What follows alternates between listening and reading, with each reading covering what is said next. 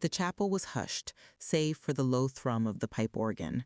My spouse, Harrison, had been laid to rest, and I was seated in the foremost row, my palms clasped in my lap. I was dressed in a simple black gown, its design elegant, its form modest. I had chosen it with meticulous attention, certain it radiated a silent grace. Then Jocelyn's voice cleaved the quiet. "Oh my goodness, mother-in-law, did you really come to your own husband's funeral in that cheap garment?" The words struck like a physical blow. Heads turned, and a low murmur spread like ripples in a pool. My son, Liam, shifted awkwardly, whispering, "Jocelyn, not now." But she disregarded him. "Everyone here can witness it," she went on, her tone dripping with contempt. "It looks like something from the markdown section." I sat still, my gaze lowered, allowing her spectacle to unfold. To the assembly I must have appeared wounded, too timid to retort. In truth, my silence was deliberate, because the attire she ridiculed was not inexpensive. It was a bespoke creation valued at $80,000. And Jocelyn had no idea she was mocking the very woman who owned the company she was employed by. Jocelyn was not through. She tilted her chin upward, ensuring everyone nearby could hear her. "Honestly, Liam, your mother has no sophistication. I work in high-end stores. I recognize quality when I see it, and this isn't it." Her two companions, seated directly behind her, nodded eagerly like background vocalists. One whispered, "She truly should have made more of an effort." The whisper wasn't hushed enough. The sound carried. My daughter, Abigail, gently touched my arm. "Mom, please don't pay attention to her." But Jocelyn only grew bolder, feeding on the room's silence. "Poor Harrison," she said with exaggerated sympathy. "He must be turning over in his grave. Imagine his widow can't even dress appropriately for his burial. How mortifying for the whole family." Tears welled in my eyes. They weren't tears of sorrow for my loss. They were searing tears of fury, carefully held in check. Jocelyn mistook them for vulnerability. She smirked and added, "Liam, you should really give your mother some cash so she can acquire something respectable." Her friend snickered again. Candace interjected, "That garment couldn't have cost more than $100. If only they knew. Each mother-of-pearl button on my garment cost $500.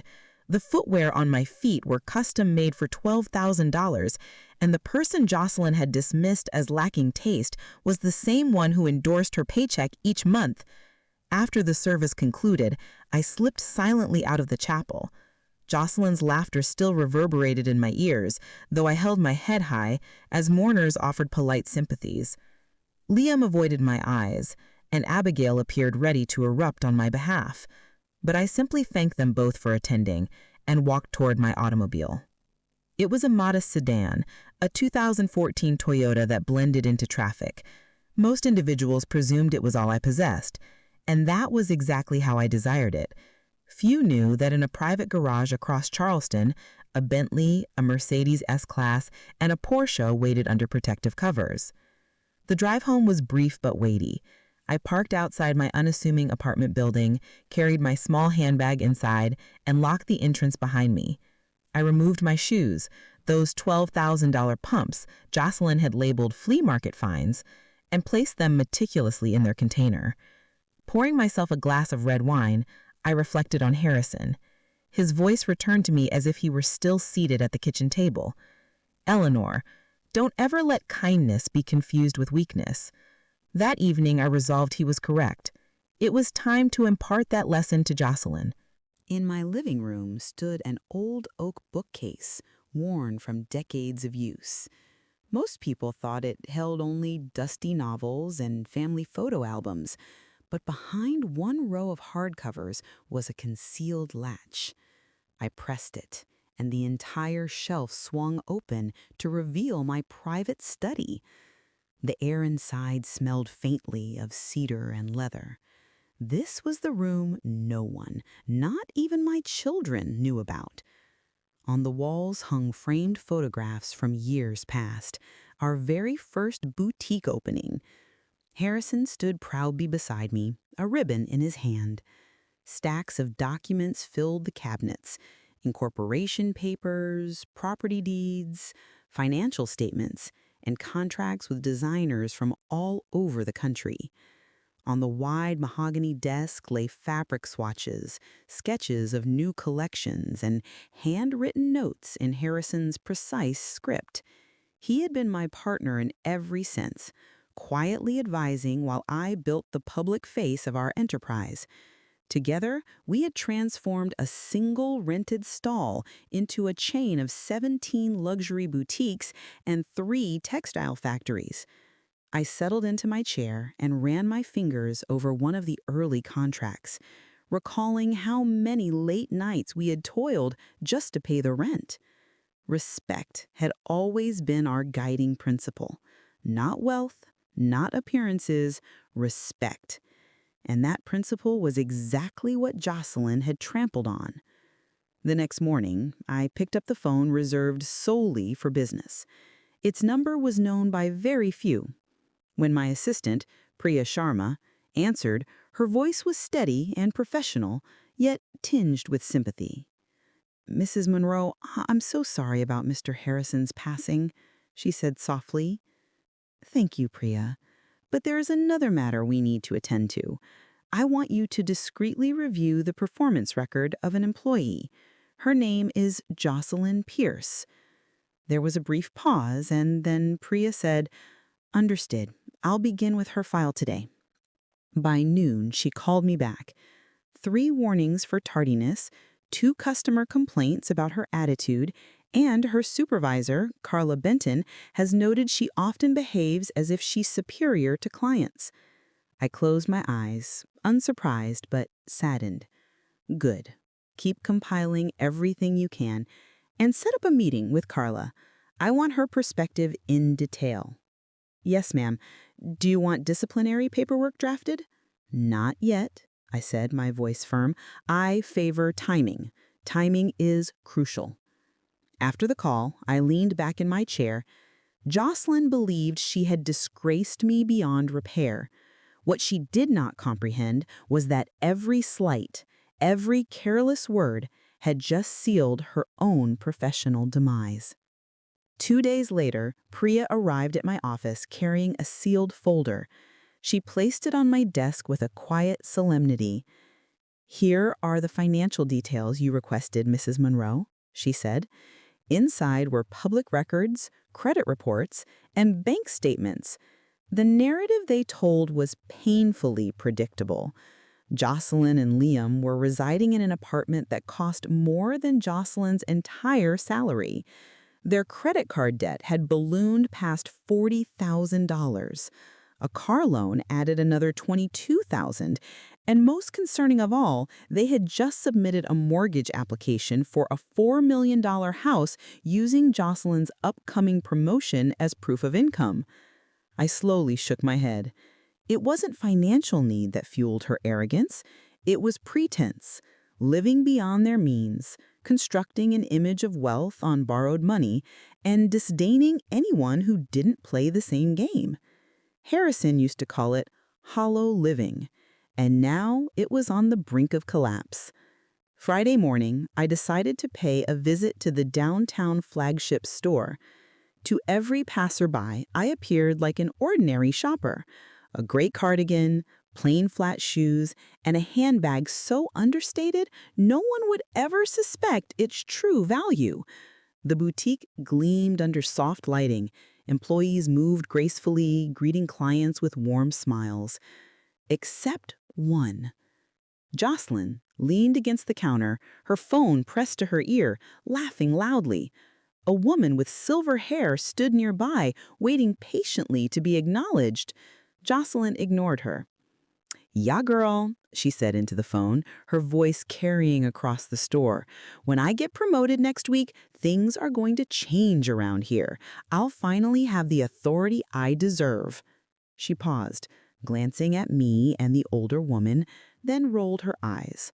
And honestly, some of these customers, they don't belong in a place like this. The silver-haired woman quietly departed, heading toward another associate, who immediately offered assistance.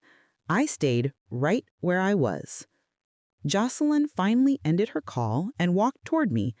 "Mother-in-law," she flashed a practiced smile. Need assistance finding something? Just so you know, this place is pricey, not like those little shops you probably frequent. I nodded politely, saying nothing. Instead, I observed. Every word, every gesture confirmed what the reports had already shown. Jocelyn didn't just mistreat me, she mistreated anyone she judged as unworthy. And in my stores, that was the one transgression I would never overlook. As Jocelyn attempted to guide me toward the clearance rack, a familiar figure emerged near the entrance. Priya Sharma walked in, her presence calm but commanding. She approached me directly. "Mrs. Monroe, the managers are waiting for you upstairs." Jocelyn blinked, confused. "Wait, Mrs. Monroe?" She turned from Priya to me, her face draining of color. "What does she mean?" I straightened my shoulders. "It means, Jocelyn, that I am not just your mother-in-law. I am the founder and owner of these boutiques." The silence was heavy. A few nearby employees exchanged startled glances. That's impossible," she stammered. "You live in a tiny apartment. You drive an old car. You—" "Appearances can deceive," I interrupted gently, "and you of all people should have learned that lesson by now." Priya opened a folder and began reading aloud. "Employee Jocelyn Pierce. Documented incidents. March 15th, ignored a client for 20 minutes. April 22nd, steered a 60-year-old woman only to clearance items. May 8th, 2 hours on her personal phone during work hours." Jocelyn's hands trembled. I can explain." I looked at her steadily. "What explanation do you have for humiliating me at Harrison's funeral? What explanation for judging someone's worth by their clothes?" Tears welled in her eyes. "If I had known who you were, that's the issue. Respect should never hinge on wealth or titles. It should be given simply because someone is a human being." The room was silent, every employee listening. Jocelyn realized her charade was over. Her career had just ended in the very place she had once boasted about reigning supreme. That evening, I called my son. My voice was steady, though my heart carried the weight of what I had to share. "Liam, I need you to stop by tomorrow. There are things about Jocelyn you don't know, and it's time you heard the truth." He arrived the next afternoon, his face drawn and uncertain. "Mom, Jocelyn said you ruined her career. She said you humiliated her in front of everyone." I led him into the living room, then pressed the latch on the bookshelf. The hidden door swung open. Liam froze. "What is this?" he whispered. "My study," I said simply. "The place where I've kept the truth about our family." Inside, I showed him photos of the first boutique opening, contracts signed with designers, and bank statements that stretched into millions. His eyes widened as he took it all in. You own everything?" "Yes, Liam. Your father and I built it together.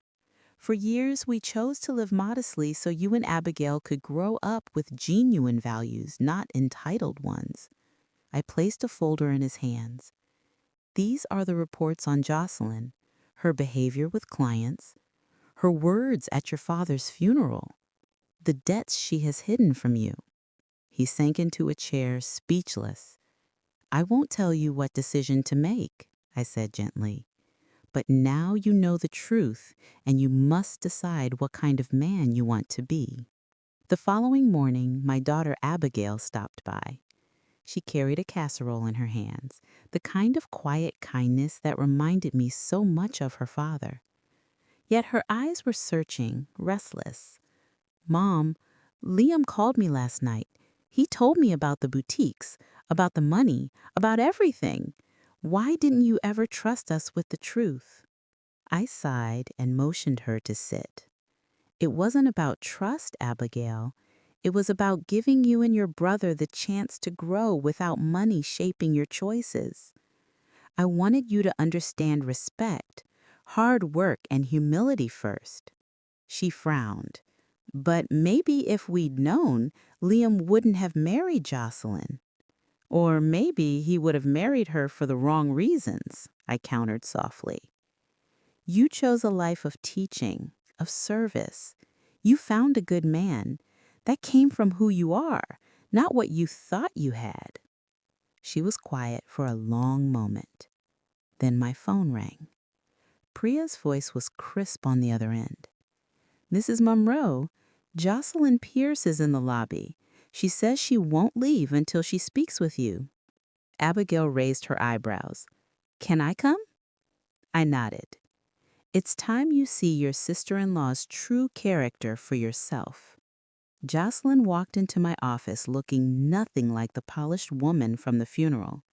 Her hair was unkempt, her makeup smudged, and her clothes wrinkled as if she had slept in them. She clutched her ham-dag tightly, her eyes darting between me and Abigail, who sat quietly to the side. Mrs. Monroe, she began, her voice cracking, thank you for seeing me. I know I made mistakes, but I'm begging you for another chance. Please, I can change. I folded my hands on the desk. Then tell me, Jocelyn, what exactly did you do wrong? She hesitated, then stammered. Well, I shouldn't have used my phone at work so much, and I guess I was late a few times. Maybe I spoke a little too directly with customers. I kept my gaze steady. Anything else? She glanced down at her lap. That's all I can think of. Abigail leaned forward. What about the funeral?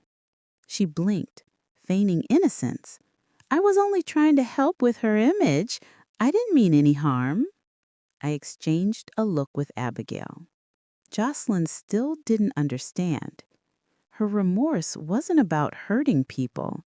It was only about the consequences she now faced. I leaned back in my chair, studying her carefully. Jocelyn, remorse is not about the trouble you face afterward. It's about realizing the pain you caused another person. Do you see the difference? She swallowed hard, her eyes darting between me and Abigail. I think so. Please, Mrs. Monroe, I'll do anything. Customer service classes, therapy, whatever it takes. Just give me my job back. I shook my head slowly. Your job here is gone. That chapter is closed. But I will give you one final opportunity to show some dignity. She opened her eyes with desperate hope. What do you mean? Go home, sit with Liam, and tell him the full truth. Not the polished version, not excuses. Admit the lies, the debts, the way you treated me and why you did it. She looked stricken. And if I do that, you'll forgive me? No, I answered calmly. But at least you will have faced honesty once in your life, and that is worth more than any job. 2 nights later, my phone rang. It was Liam. His voice sounded heavy, as if the weight of the world sat on his chest. Mom, he said, Jocelyn told me everything about the debts, the lies at work, the way she treated you at the funeral. She admitted it all. I held the phone quietly, waiting. I asked her why, he continued, and she didn't have an answer, just tears and apologies. But for me, something broke. I realized I had been defending someone who never respected you or me. His voice cracked. I told her I wanted a divorce. My heart ached, not with triumph, but with sorrow for my son's pain. How do you feel, Liam? Devastated, but also free, Mom. Like I've been carrying a burden I didn't even realize until it was gone. You are not alone, I told him gently. This isn't the end of your story. It's a beginning. If you truly want to rebuild, I'll help you, but you'll need to start at the ground level. In my stores, as a floor salesman. There was silence, then a long breath. I'll do it, Mom. I want to earn back what I lost, beginning with your respect."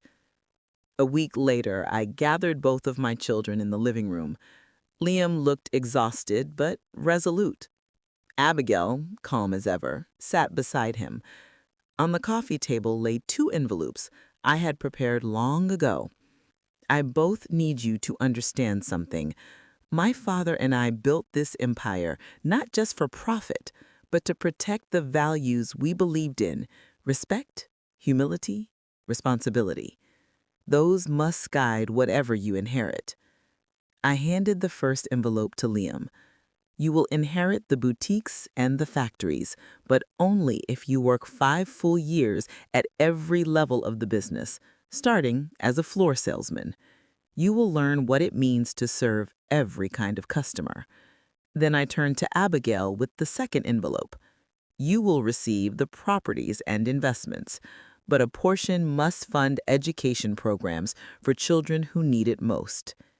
They exchanged glances, both nodding slowly. "One more rule," I added firmly. "If either of you ever use wealth to belittle others, you will lose everything. Do you both understand?" "Yes, Mom," they said together. 6 months later, I walked into the same flagship boutique where so much unraveled. The store hummed with quiet elegance. At the counter stood Liam, dressed in the standard uniform of a sales associate. His posture was straighter, his expression lighter than I had seen in years. He noticed me and smiled warmly. "Hey, Mom, do you have a minute to talk to one of your employees?" I laughed softly. "Of course. How's your first month on the floor?" "It's the hardest job I've ever done," he admitted, "but also the most rewarding. Yesterday, a widow came in. She looked nervous, like she didn't belong. My first instinct was to send her to the clearance rack, but instead, I treated her like a VIP. She bought only a $50 scarf, but she left smiling like she owned the world." My eyes filled with quiet pride. "That's exactly what your father and I always hoped you would understand, Liam. Respect is priceless." 3 months later, my phone rang late in the evening. I almost didn't answer, but curiosity got the better of me. On the line was Jocelyn. Her voice was quieter than I had ever heard her. "Mrs. Monroe, I know I don't deserve your forgiveness, but I wanted to thank you. Losing my job, losing Liam, it forced me to see myself clearly. I've learned the hardest lesson of my life. Respect isn't about money or status. It's about how you treat people, especially when they have nothing to give you." For a moment, I said nothing. Then I replied, "I hope you hold on to that lesson, Jocelyn, because that's where real elegance begins." After we hung up, I looked out at the fading sunset. My husband's words echoed again. Kindness is not weakness. And finally, I knew I had proven him right.